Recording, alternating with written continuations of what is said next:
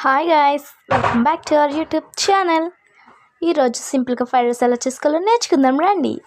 ముందుగా 2 పచ్చిమిరపకాయలు కావాలి, అందుకంటే ఏమీ వద్దు ఎందుకంటే మా ఇంట్లో అయ్యే ఉన్నాయి కాబట్టి. తర్వాత కొంచెం అల్లం వెల్లిపాయ పేస్ట్ వేసుకోండి. 2 వేగాక కొంచెం కరివేపాకు వేసుకోండి. వేసుకోగానే కొంచెం దూరం జరగండి, లేదంటే మొక్కం కూడా పేలిద్ది నూనెతో పట్టుగా. తర్వాత ఒక గిన్నెలో గుడ్డు కొట్టుకొని ఆ కొట్టుకున్న గుడ్డుని తీసి అందులో పోయండి. ఎందులో? మూకుట్లో పోసిన తర్వాత గుడ్డు బాగా ఎర్రగా వేగాలి. వేగేటప్పుడే కొంచెం సాల్ట్ వేసుకోండి, కొంచెం వేసుకోండి, గుడ్డుకి మాత్రమే సరిపడా.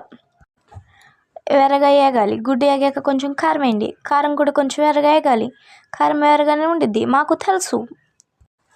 వేగాక అన్నం వేసుకోండి. అన్నం వేసుకున్నాక కొత్తిమీర వేసుకోండి. కొత్తిమీర తర్వాత సాల్ట్, తర్వాత ధనియాల పొడి వేసుకోండి. మీ ఇంట్లో టేస్టింగ్ సాల్ట్ ఉంటే వేసుకోండి, లేకపోతే లేదు. మా ఇంట్లో ఎప్పుడు ఫ్రైడ్ రైస్ అన్న మా అన్నం చూడిపోయిద్ది, అందుకని మా ఫ్రైడ్ రైస్ ఎలా ఉంది.